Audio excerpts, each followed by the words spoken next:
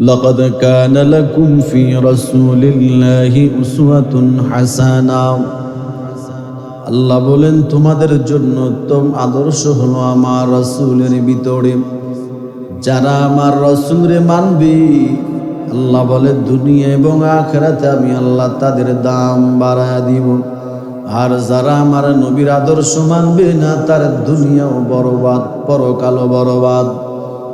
মায়ার নবীর সাহাবায়ে কেরাম প্রশ্ন করে নবী আমার কে আপনারে মোহাব্বত করে ভালোবাসে কার আপনারে ভালোবাসে? নবী হাদিসে বলেন মান আহাব্বা সুন্নতি যে আমি নবীর সুন্নতকে ভালোবাসে সে আমি নবীরে ভালোবাসে। সুবহানাল্লাহ। ফাকাদ আহাব্বানি সে আমার সুন্নত রে ভালোবাসলো ফাকাদ আহাব্বানি সেই আমি নবীরে মোহাব্বত করলো ভালোবাসলো। ওয়ামান আহাব্বানি কানা মাই ফিল জান্নাহ আর যে আমি নবীরে ভালোবাসলো সে আমি নবীর সাথে জান্নাতে থাকবে। যেই নবী জীবনে জবান দিয়া কারোর একটা গালিও দেয় নাই, কোন নবীর আদর্শ যেই নবীর হায়াতে জিন্দেগিতে কখনো বেগানা নারীর দিকে তাকায় নাই, কোন নবীর আদর্শ যেই নবী জীবনে কোনোদিন একটা টাকা কারো মেরে খায় নাই, জুলুম করে নাই। কেমন নবীর আদর্শ বলে কাফেরেরা পর্যন্ত আমার নবীকে আল আমিন বলে তারা খেতাব দিয়েছে। কাফেরেরা যদি কোনো টাকা জমা রাখত আমার মদিনার নবীর কাছে টাকা জমা রাখতেন, কারণ কাফেরেরা জানতেন মুহাম্মদ এমন একজন আদর্শবান একজন যুবক যে জীবনেও কোনোদিন একটা টাকা কারো হারাম খায় না, একটা টাকা আমানতের খেয়ানত করে না। লাকাদ কানা লাকুম ফি রাসূলিল্লাহি উসওয়াতুন হাসানাহ নবী বলেন কার আদর্শ মানবা? দুনিয়ার সব আদর্শ নাফাক। দুনিয়াওয়ালারা মিথ্যা কয়, মাইকের সামনে একরকম মাইকের পিছনে আরেক রকম। দুনিয়াওয়ালারা অনেক আশা দেয় কিন্তু পরে আশা পূরণ করে না। দুনিয়াওয়ালার আদর্শ মানো, তুমি যাই নেতার আদর্শ মানো সেই নেতা জীবনে মিথ্যা বলে না এমন কোনো গ্যারান্টি নাই। তোমার নেতা জীবনে জবান দিয়ে কারোরে গালি দেয় না এমন কোনো আদর্শ তোমার নেতার নাই। তোমার নেতা জীবনে কারো টাকা জুলুম করে না এমন কোনো আদর্শ এমন কোনো রেকর্ড তোমার নেতার ব্যাপারে নাই। কিন্তু আমার নবী কেমন একজন নেতা, কেমন একজন পাশের ঘাস নবীর সালাম দিত। কেমন নবী, যেই নবী উহুদ পাহাড় দিয়া চললে উহুদ পাহাড় নবীর সালাম দিত। ঠিক কিনা বলেন? কেমন নবী, যেই নবীর জন্য গাছ পাগল, মাছ পাগল, জঙ্গলার হরিণ পাগল, যেই নবীর জন্য পাহাড় পাথর পাগল। আমার নবী কেমন নবী, এমন আদর্শবান নবী। সেই নবীর আদর্শটা আল্লাহ বলতে গিয়া বলেন এই জমিনে একমাত্র আমার নবীর মতো আদর্শবান নবী দুনিয়াতে আর কেউ নাই। আমার নবীর মতো নবী কেউ নাই।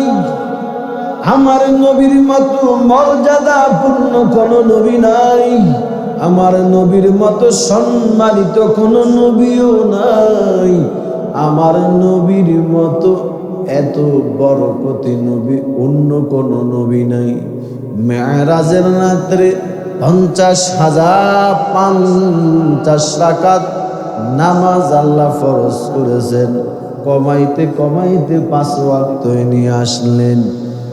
5 ওয়াক্ত নিয়ে আসার পরে নবী এবার মনটা খারাপ। ও আল্লাহ, আমার উম্মত 45-এর সওয়াব থেকে বঞ্চিত 5-এর সওয়াব পাবে। আল্লাহ কয় নবী টেনশন নাই, আপনি চেহারাটা মলিন করেছেন, আপনার মনটা খারাপ, আমি আল্লাহর কাছে তো দেখতে ভালো লাগে না। ও নবী আপনি টেনশন করবেন না, আপনার উম্মতের জানায়া দিবেন পূর্বেরা 5, আমি আল্লাহ আপনি নবীর নামের বরকতে নেকি দিব 50-এর। সুবহানাল্লাহ। করবেন 5 ওয়াক্ত, নেকি পাবেন কত ওয়াক্তের? 50 ওয়াক্তের। লাকাদ কানা লাকুম ফি রাসূলিল্লাহি উসওয়াতুন হাসানাহ, আমাদের জন্য উত্তম আদর্শ কার ভিতরে বলেন? আমার রাসূলের ভিতরে উত্তম আদর্শ। যেই নবীর আদর্শ মানবে তার দাম বেড়ে যাবে, যেই নবীর আদর্শ মানবে তার সম্মান বেড়ে যাবে, যেই নবীর দামি নবীর আদর্শটা মানবে, আল্লাহ কয় আমি আল্লাহ গোটা দুনিয়াওয়ালার কাছে তার সম্মান বাড়ায়া দিব। যে আমার এই নবীর আখলাক, আমার নবীর আদর্শ মানবে, আমি আল্লাহ শুধু দুনিয়া কেন, আমি আল্লাহ তার উভয় জাহানে দুনিয়া এবং আখিরাতে সম্মানিত করে দিব। ঠিক কিনা? কার আদর্শ মানলে বলেন? কার আদর্শ মানলে? রাসূলের আদর্শ যদি মানেন, মদিনার নবীর আদর্শ যদি আপনার ভিতরে ঢোকেন, এখন বলেন কোন লাইনে নবীর আদর্শ নাই? সব লাইনে আছে না? আপনি কি করবেন? ব্যবসা করবেন, সেখানে নবীর আদর্শ। বিয়ে করবেন, সেখানে নবীর আদর্শ। চাকরি করবেন, সেখানেও নবীর আদর্শ আছে। আপনি রাজনীতি করবেন, সেখানেও নবীর আদর্শ। নবী রাষ্ট্র চালাইছেন কিনা বলেন? কথা কর না কেন? চালাইছেন কিনা? নবী রাষ্ট্র চালাইছেন, 1 টাকা দুর্নীতি হয় নাই, রাষ্ট্রের সম্পদ জুলুম হয় নাই, বাহিরের রাষ্ট্রের দেশের সম্পদ জুলুম করে নিতে পারে নাই, রাষ্ট্র চালাইছেন রাসূল। তাহলে সেই নবীর আদর্শটা যদি আমরা উম্মত হিসাবে মানি, আপনি দেখেন আবু বকর রাসূলের আদর্শ মানার কারণে আবু বকরের দাম বাড়ছে না কমছে বলেন? রাসূলের সাহাবী আবু বকর সিদ্দিক, রাসূলের আদর্শটা মানার কারণে আল্লাহ নবীর মাধ্যমে আবু বকরকে সালাম দিয়েছেন। সুবহানাল্লাহ। 10 জন সাহাবা জান্নাতের দুনিয়ায় সুসংবাদ পেলেন, এর মধ্যে 1 নাম্বার আল্লাহ আবু বকরকে দিলেন। নবীর জন্য আবু বকরের যত সম্পদ আছে সব দিয়ে দিয়েছেন। তাহলে নবীর আদর্শ মানার কারণে আবু বকর সিদ্দিকের দাম বাড়লো নাকি কমলো বলেন? ওমর, ওসমান, আলী, সাহাবায়ে কেরাম যারাই নবীর আদর্শ মানছে, কিয়ামত পর্যন্ত তাদের বর্ণনা মুফতি, মুহাদ্দিস, শাইখুল হাদিস, খতিব, ইমাম, বক্তা সবাই তাদের নাম নিয়ে নিয়ে দোয়া করতেছে, বয়ান করতেছে। ঠিক কিনা বলেন? কিন্তু পক্ষান্তরে সেই আবু জাহাল নবীর আদর্শ মানে নাই। নবীর আদর্শ কি মানে নাই? আবু জাহাল নবীর আদর্শ না মানার কারণে আবু জাহেল নামটা মুসলমান তো দূরের কথা, কোন বেঈমানের সন্তানের নামও আবু জাহেল রাখে না। ঠিক কিনা বলে? অথচ আবু বকর সিদ্দিকের নামে লক্ষ লক্ষ মুসলমানের নাম পাওয়া যাবে, ওমরের নামে লক্ষ লক্ষ মুসলমানের নাম পাওয়া যাবে, ওসমান, আলীর মতো লক্ষ লক্ষ কোটি কোটি মুসলিম পরিবার সন্তানের নাম পাওয়া যাবে। ঠিক কিনা বলে? ভাইরা আমার, আল্লাহ এবং তার রাসূলের পথের মধ্যে শান্তি। ঠিক কিনা বলে? আল্লাহর হুকুম, রাসূলের তরিকায়, দুইটার মধ্যে আমাদের কল্যাণ আছে, শান্তি আছে। এই দুইটার বাহিরে যে যাবে তার দুনিয়াও বরবাদ, আখিরাতও কি বরবাদ। এজন্য আমাদেরকে মদিনার নবীর আদর্শ মানতে হবে। এই যে কইছিলাম কেন মানবেন? আল্লাহ বলে আমার সৃষ্টি জগতের মধ্যে সর্বশ্রেষ্ঠ হলেন আমার নবী। যে নবীর 63 বছর জিন্দেগিতে একটা মিথ্যা কথা বলে নাই, যেই নবী জবান দিয়ে 63 বছরে একটা গালি কাউকে দেয় নাই, যেই নবী কখনো কারো হক নষ্ট করে নাই। ঠিক কিনা বলে? কারো হক জীবনে নষ্ট করে নাই। কাউকে কখনো গালি দেয় নাই, জীবনে মিথ্যা কথা বলে নাই। এবং আল্লাহ বলেন, আমার সৃষ্টির মধ্যে আমি রহমতাল লিল আলামিন হিসেবে আপনাকে দুনিয়ায় পাঠিয়েছি। সুবহানাল্লাহ। ওয়ামা আরসালনাকা ইল্লা রাহমাতাল লিল আলামিন। আল্লাহ আপনার গোটা দুনিয়ার শুধু মানুষ না, প্রত্যেকটা মাখলুকের জন্য আল্লাহ নবীকে রহমত হিসেবে পাঠিয়েছেন। ঠিক কিনা বলে? তো সেই নবীর আদর্শ মানতে কোনো সমস্যা আছে? কথা কন না কেন? মানতে সমস্যা আছে? আপনি আমাকে বলেন যে এই কারণে আমি রাসূলের আদর্শ মানতে প্রবলেম, আমার সমস্যা হয়। আপনি বলেন কোন ক্ষেত্রে মানতে আপনার আদর্শ, রাসূলের আদর্শ মানতে আপনার সমস্যা কোথায়? কেউ আমি রাসূলের আদর্শ মানার কারণে তো আমি না খেয়ে নাই, আমি কষ্টে নাই, আমি অভাবেও নেই, অসম্মানিতেও নেই। আলহামদুলিল্লাহ, গোটা বাংলাদেশ কেন পৃথিবী আমাকে চেনে। আমার হাজার হাজার বয়ান ইউটিউবে, লক্ষ লক্ষ যুবক আমার বয়ান শুনে। আজকেও তো আমার প্রোগ্রাম ঢাকাতে, গত বছরে গেছি। এই যে আমি রাসূলের আদর্শ, টুপি দাড়ি পাঞ্জাবি গায়ে দেওয়ার কারণে আমি তো অসম্মানে নাই, আমি তো না খেয়ে নাই, আমি তো কষ্টে নাই। আলহামদুলিল্লাহ, আল্লাহ পাক কোটি কোটি গুণ সম্মান দিয়েছেন, যেটা এমপি মন্ত্রী হলেও পাওয়া যায় না। ঠিক কিনা বলেন? কি পাওয়া যায়? আরে এমপি মন্ত্রীদের তো সম্মানের একটা মেয়াদ আছে, লিমিট আছে, ঠিক না? 5 বছর আপনি চেয়ারে বসছেন, একটা মেম্বার, চেয়ারম্যান, এমপি, মন্ত্রী 5 বছর বসছেন। 5 বছরের পরে এই 5 বছর আপনারা সবাই স্যার বলবে, স্যালুট দিবে, ঠিক নেই? এরপরে আপনার ক্ষমতা নেই, আপনার কেউ চেনে না, কেউ আপনার খবরও নিবে না। কিন্তু রাসূলের আদর্শ মানার কারণে আল্লাহ যে সম্মান দেন, এটার শুরু আছে কোনো কি নেই? আপনি শাহজালাল রহমতুল্লাহ আলাই সিলেটের জমিনে আছে না নাই? দেখেন মানুষ প্রতিনিয়ত ওনার কবরের কিনারে দাঁড়ায় জিয়ারত করে দোয়া করতেছে। আমানত শাহ চট্টগ্রামে গিয়ে দেখেন তিনার কবরের কিনারে মানুষ দাঁড়ায় জিয়ারত করতেছে, দোয়া করতেছে। বায়জিদ বুস্তানি রহমতুল্লাহ আলাই, খাজা মুঈনুদ্দিন চিশতি আজমিরি, এই যে কয়েকটা পীরের নাম আমি বললাম, তারা নবীর আদর্শ মানার কারণে তারা মরে গেছেন, 100 বছর উপর হয়ে গেছে, এখনো মানুষ তাদের কবরের পাশে দাঁড়ায়, তাদের জন্য দোয়া করে। এর একমাত্র কারণ দামি নবীর আদর্শ মানার কারণে আল্লাহ তার দাম বাড়ায় দিচ্ছেন। ঠিক কিনা বলে? ওই যে আতর ব্যবসা যদি করো, আতরের ব্যবসা যদি কেউ করে, যদি লস, যদি বেচা কিনি না হয়, তো একটা হবে, অন্তত সুগরান্ত থাকবে। ঠিক কিনা বলে? তার গায়ে সবসময় আতরে গ্রাম করবে। আপনি যদি রাসূলের আদর্শ মানেন, রাসূলের আদর্শ অনুযায়ী আপনার জিন্দেগিটা, আপনার পরিবার পরিজন, রাষ্ট্র সমাজ এভাবে যদি আপনি চালান, তাহলে আপনার পরিবারটা শান্তির পরিবার হবে, আপনার সমাজটা শান্তির সমাজ হবে, আপনার দেশটা শান্তির দেশ হবে। ঠিক কিনা বলেন? এটা দুনিয়ার কোনো আদর্শ দিয়ে সম্ভব না। আমরা ইহুদি খ্রিস্টানকে অনুসরণ করছি, আমরা চাই পশ্চিমাদের চর্চা করি আমরা, যে তাদের মতো আমরা চলব। আসলে ভাই, পশ্চিমাদের আদর্শ যদি আপনি মানেন, এর মধ্যে মুসলমানের কোনো কল্যাণ নাই। ঠিক কিনা বলেন? কোনো কল্যাণ আপনি পশ্চিমাদের আদর্শ পাবেন না। একমাত্র কল্যাণ যদি থাকে, সেটা হলো রাসূলের আদর্শের মধ্যে আমাদের কল্যাণ আছে। ঠিক নি বলেন? আমি আপনাদেরকে যে কথাটা বলতেছিলাম, আল্লাহ বলেন, লাকাদ কানা লাকুম ফি রাসূলিল্লাহি উসওয়াতুন হাসানা। আল্লাহ বলেন, তোমাদের জন্য উত্তম আদর্শ হলো আমার রাসূলের ভিতরে।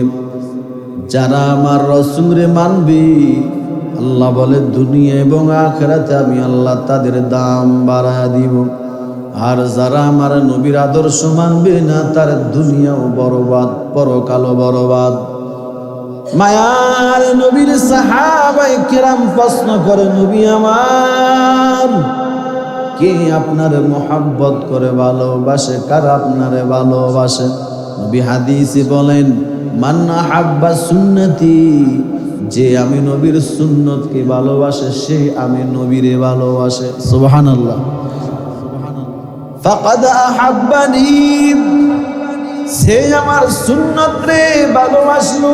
ফাকাদ আহাব্বানি, সেই আমি নবীরে মোহাব্বত করলো, ভালোবাসলো। ওয়ামান আহাব্বানি কানা মাই ফিল জান্নাহ, আর যে আমি নবীরে ভালোবাসলো সে আমি নবীর সাথে জান্নাতে থাকবে। এখন প্রশ্ন হলো, সবাই তো মুসলমান ঠিক না? নামাজের ক্ষেত্রে আল্লাহর কোরআন মানি, রোজার ক্ষেত্রে, হজের ক্ষেত্রে, জাকাতের ক্ষেত্রে, কোরবানির ক্ষেত্রে একটা মানুষ জীবিত দুনিয়ায় আসলে মরার পরে, এই যে আমি আমার এক খালু মারা গেছেন আজকে, আমি তো নামাজ পড়াই কুমিল্লা নূরে মদিনা জামে মসজিদ শাসন কাছায়। তো আমার ভক্ত জীবন কোরআনের আয়োজন মিডিয়া আমার বয়ান রেকর্ড করে, হুজুর আমাদের বাড়িতে যদি একটু দাওয়াতে আসতেন। আসার ইচ্ছে ছিল না, 18 মাস 15 বাড়ি, তো এখানে জানাজা দিয়ে ভাবছিলাম এখানে আসি, যেহেতু দাওয়াত দিস, সেই সুবাদে আপনাদের এখানে আসছে বয়ান করা। আমি যেটা বুঝাচ্ছিলাম আপনাদেরকে, যে আমরা সবাই মুসলমান না, কথা কর না কেন, নাকি হিন্দু আছেন কেউ? সবাই মুসলমান না, এ কথাটা পয়েন্টটা বোঝেন। আপনার আল্লাহ আমার আল্লাহ আলাদা না এক? আপনার নবী আমার নবী আলাদা না এক?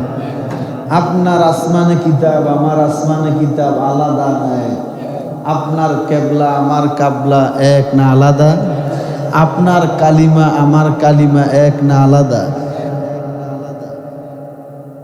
আচ্ছা আমাকে বলেন তো, আমি যদি, আপনি মুসলমান আমিও মুসলমান, আমার আল্লাহ আপনার আল্লাহ, আমার নবী আপনার নবী, আমার কালেমা আপনার কালেমা, এগুলা সব যদি এক হয়, তাহলে ইসলাম মানার ক্ষেত্রে তো সব একই পদ্ধতি হওয়ার কথা, ঠিক কিনা বলেন? তো আমি বেপরদায় চলি না, আপনি বেপরদায় চলেন কেন? আমার আল্লাহকে আপনার আল্লাহ আলাদা এক বলছেন না একটু আগে? আমি সে আল্লাহর হুকুম রাসূলের আদর্শ হলো পর্দা করা যাবে, আমি করি, আপনি করতে পারেন না কেন? আপনার কি আলাদা কোনো শরীয়ত আছে নাকি? আপনি বলছেন আমার আল্লাহ আপনার আল্লাহ, আমার নবী আপনার নবী এক, তাহলে আমি মানি আল্লাহর হুকুম রাসূলের তরিকা, আপনি পারেন না কেন? আপনাকে কে নিষেধ করেছে মানতে? সব ক্ষেত্রে আমাদের কি, যদি এটা বিশ্বাস করেন যে আল্লাহ এক, রাসূল এক, কালিমা এক, কেবলা এক, আসমানে কিতাব এক, শরীয়তের বিধানগুলিও সবার জন্য একই হবে, ঠিক কিনা বলেন?